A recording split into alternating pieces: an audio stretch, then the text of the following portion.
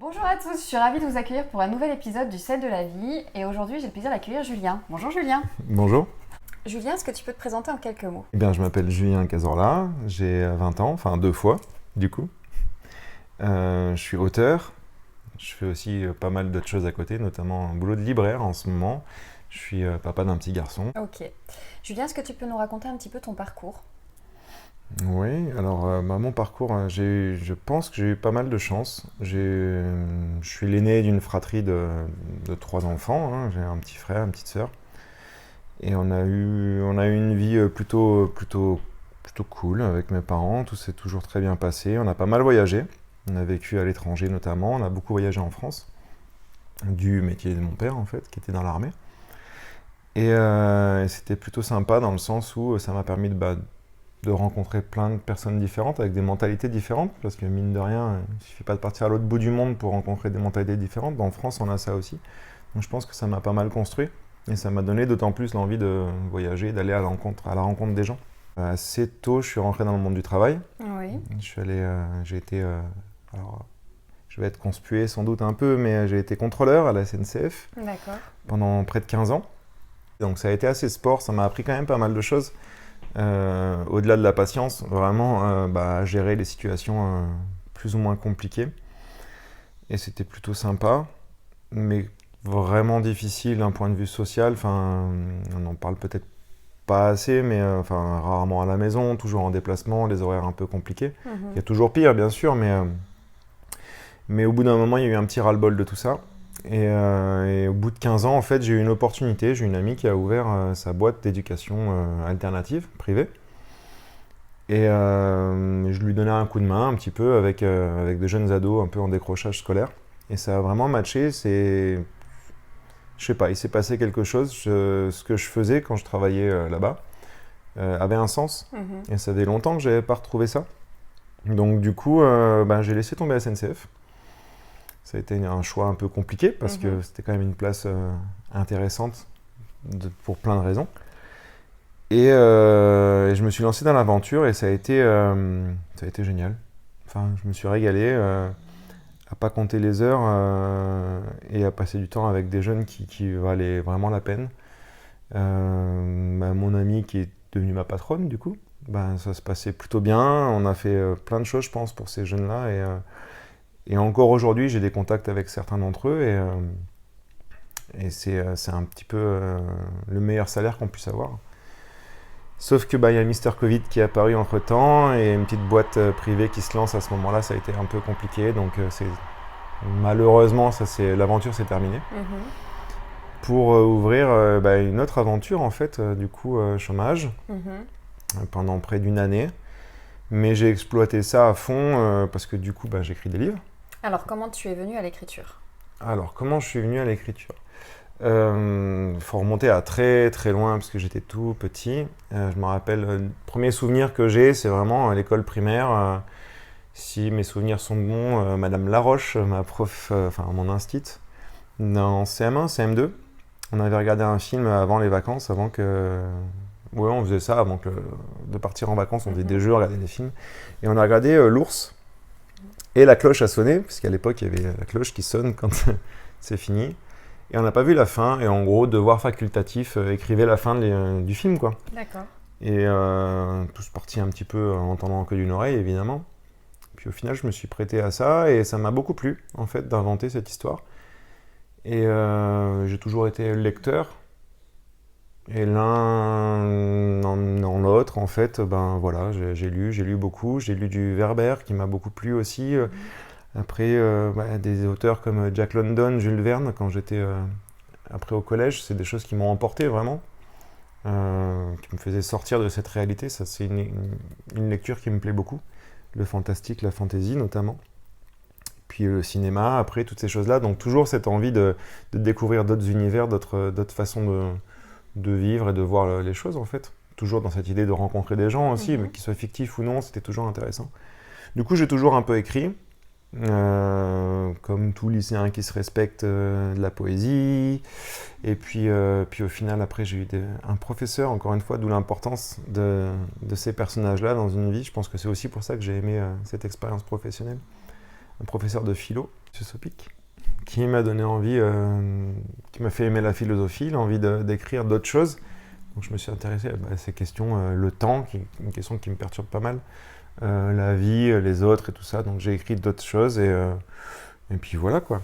Donc, et puis je suis rentré à SNCF. Donc le lycée se termine, un redéménagement, j'arrive dans le sud de la France. Et je rentre à la SNCF assez tôt, je devais avoir 20 ans, 21 ans. Par choix, qu'est-ce qui t'a entraîné là?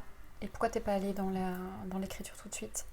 Je ne pensais pas capable de rentrer, de bosser dans l'écriture. C'est quelque chose qui me plaisait, c'était pour moi. Mais je ne m'imaginais pas du tout pouvoir en faire un métier ou quelque chose comme ça. Et pourquoi la SNCF? Il y a eu une opportunité qui s'est présentée, j'ai postulé, ça s'est bien passé et voilà, et j'ai vécu des choses vraiment très très sympas, hein, au-delà du côté négatif, comme tout, il y a du bon et du mauvais. Au-delà de ça, j'ai vécu des choses vraiment sympas, j'ai voyagé, j'ai fait plein de choses, j'ai eu un petit garçon aussi entre-temps, donc il a fallu vivre la vie autrement. Et puis voilà, puis je me suis retrouvé 10 ans après, donc à mes 30 ans, pour plein de raisons, je me suis retrouvé tout seul. Et je me suis dit, bon ok, t'as 30 ans, t'es tout seul, il y a un truc qui va pas dans ta vie, quoi. Qu'est-ce qu'on peut faire? Et je voyais pas ce que je pouvais vraiment changer, donc je me suis dit, bon ok, si tu peux pas changer les choses tout de suite, c'est pas peine de faire un truc grand. Fais un truc autre chose. Qu'est-ce que tu as toujours voulu faire et que tu n'as jamais fait? J'ai toujours un peu écrit et je voulais m'essayer à l'écriture d'un roman.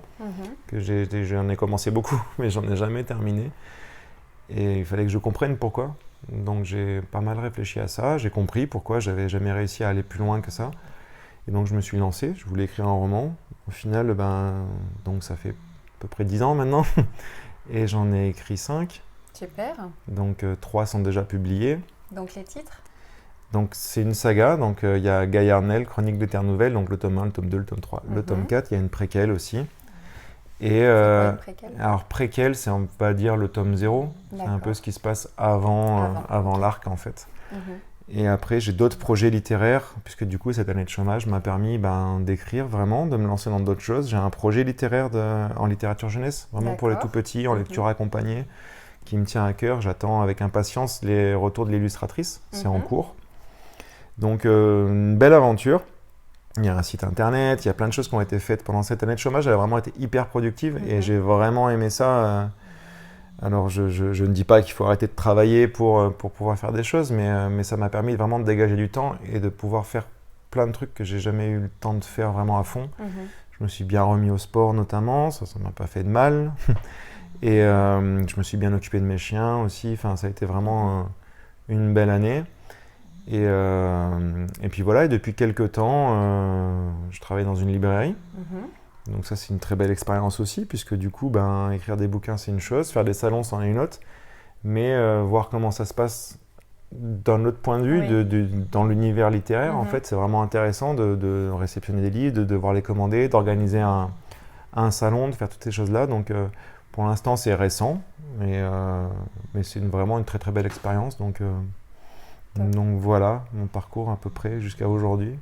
Qu'est-ce que tu as utilisé comme ressource entre le moment où tu t'es dit, en effet, j'aime écrire, etc., et le moment où tu es passé à l'action? Il a fallu quand même une certaine ressource, plusieurs certainement, parce que c'est pas facile de sauter. Enfin, je veux dire, il y a certainement plein de personnes qui ont envie d'écrire des livres, mais qui vont pas jusqu'au bout. Donc, qu'est-ce que tu as utilisé, toi, pour aller au bout de ça? Alors, super question. Je pense qu'à l'extérieur de moi-même, j'ai utilisé les ressources vraiment importantes pour moi tout au long de ma vie, dans plein d'épreuves différentes. Ma famille, mes amis, ça paraît bête comme ça, mais c'est super important. La personne avec qui je vivais à l'époque aussi m'a vraiment soutenu par rapport à ça. Et pas soutenu en mode vas-y, c'est très bien ce que tu fais, mais capable de dire ça c'est pas bien, ça c'est bien. Et du coup, ça a été une vraie béquille. Et du coup, j'en ai eu plusieurs pour le coup, puisque j'ai eu pas mal de monde autour de moi. Et après, les ressources intérieures, j'ai envie de dire quelque chose qui est récurrent, hein, qui, je pense, j'essaie de lutter contre ça continuellement, mais c'est le oui, mais.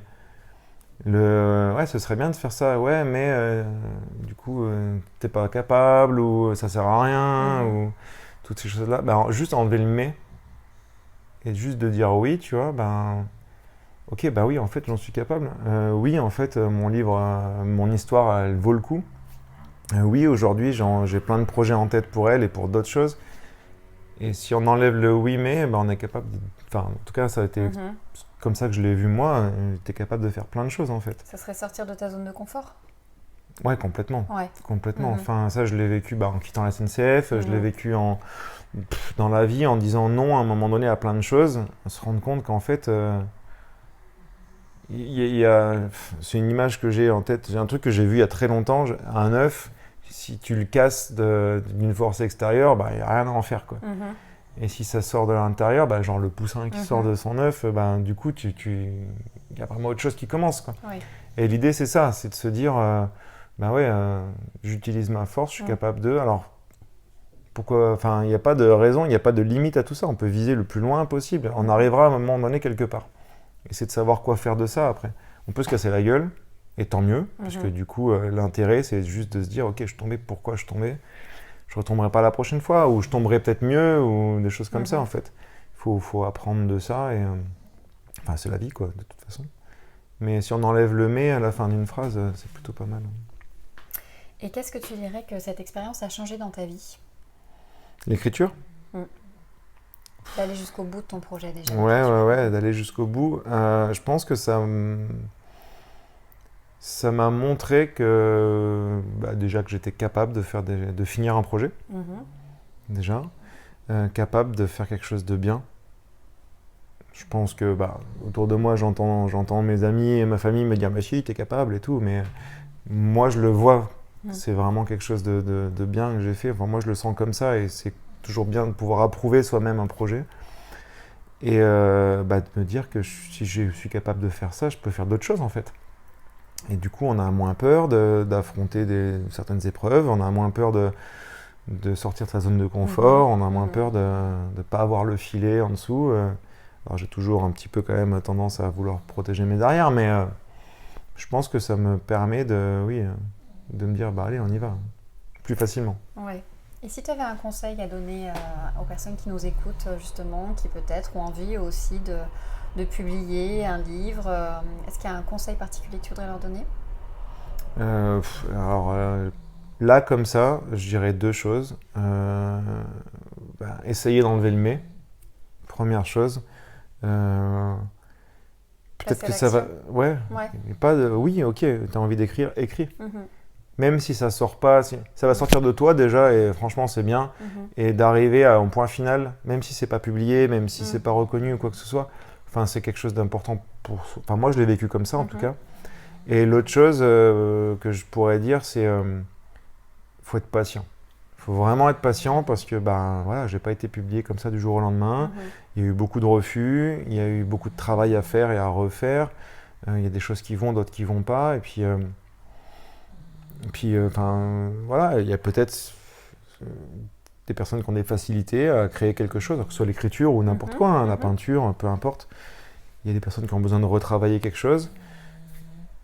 De toute façon, on ne sera jamais vraiment OK avec ce qu'on a fait. On aura toujours voulu changer un truc, moi c'est ce que je fais. Mais d'arriver au bout et de se dire OK, là c'est quand même pas mal ce que j'ai fait. Merci Julien. Merci Aurélie. Voilà, j'espère que l'épisode vous aura plu. N'hésitez pas à liker, à partager et à très bientôt.